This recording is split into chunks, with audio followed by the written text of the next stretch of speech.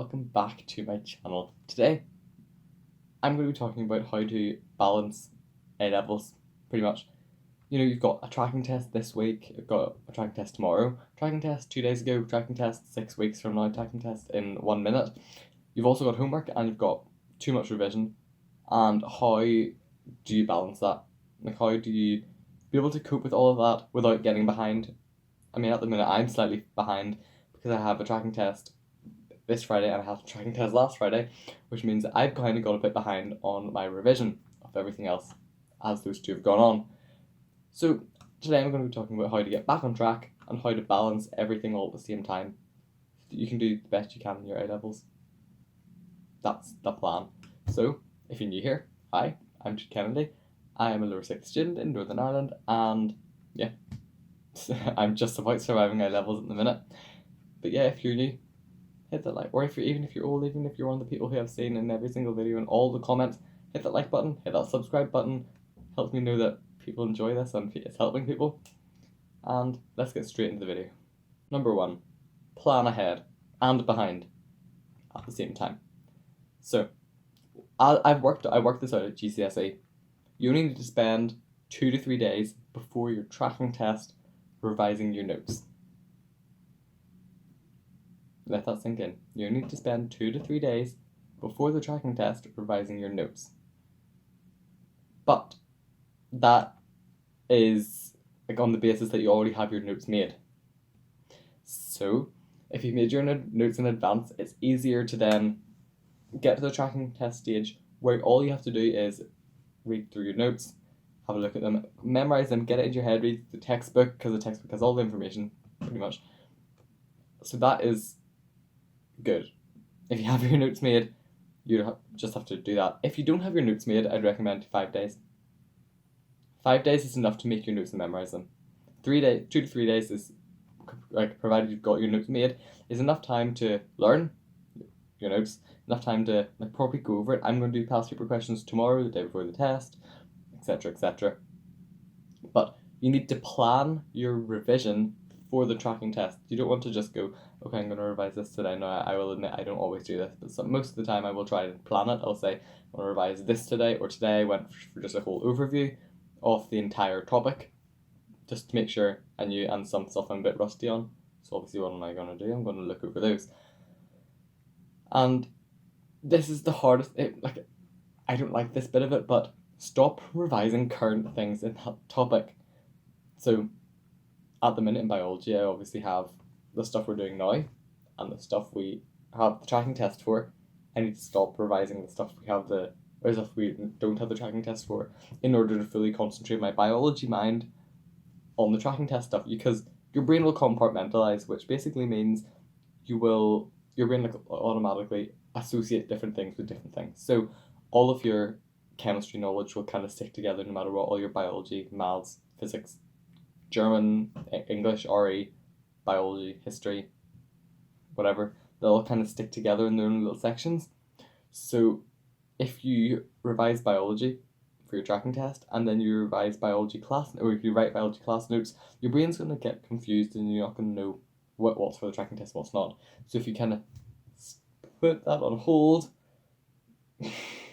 then you can revise properly for the tracking test. But plan what you're going to do after the tracking test so that you can then get back on track. So I am on Friday/Saturday, I'm going to then write my biology notes for the stuff that we were doing in class that I didn't write them on because we have the tracking test. That's the situation with that. But yeah, so you only need to spend 2 to 3 days revising for tracking tests before, provided you've made your notes. 5 days if you need to make notes as well. That's what I would recommend. Plan revision for revising so you know exactly what you're doing for the tracking test, and stop the current things for that subject. For example, I'm going to be revising chemistry tonight. I don't have a tracking test, just need to make notes and stuff. But that's not going to interfere with biology, hopefully, as long as I know the biology well enough. That's part 1. Number 2 is don't stress. Now, coming from me, I stress a lot. You will be able to do both. You'll be able to do all your work You're able to do all the revision, all the homeworks required, and revise for the tracking test. But it's going to be hard. You need to spend your study periods very wisely. Do you have a homework you need to get done? Do the homework. Do you have revision you need to do? Do the revision. If you realise that you can't do the revision for some reason, don't worry, don't do it. Do something else that's productive in that time. You won't have to do it later.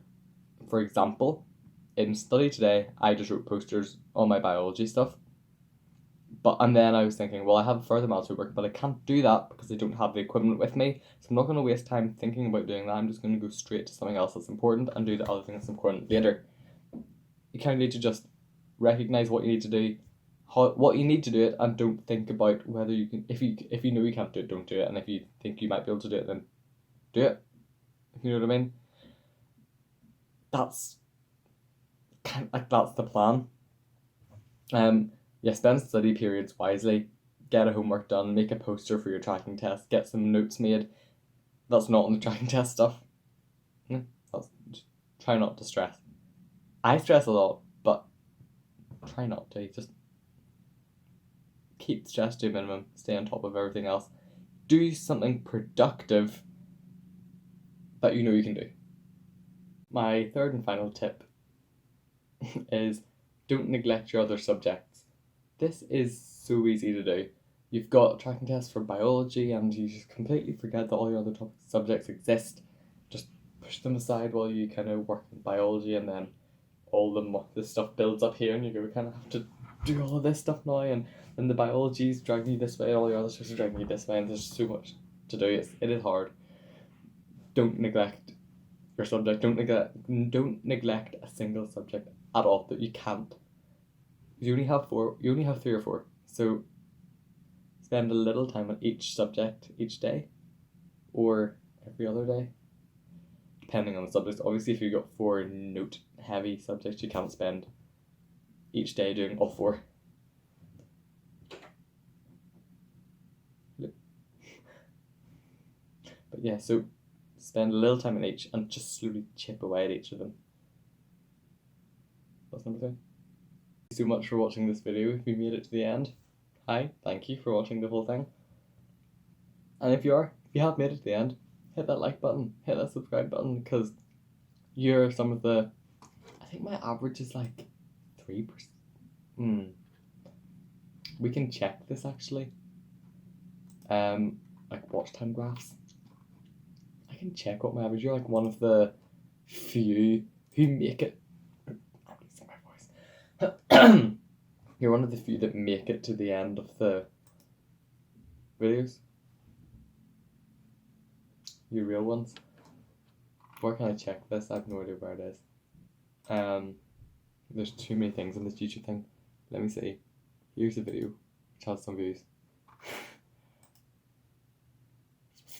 How many people make it to the end? 15.2%. You want 15.2%? That's 100 people watch. 15 and a half or 15 and a half. 15.2. That 0.2 is like, you know, the randomer that comes along, watches for like 1 second, skips the very end and goes, I get the gist of it, that's the 0.2. But yeah, thanks for watching. I'll see you all in the next one. Bye.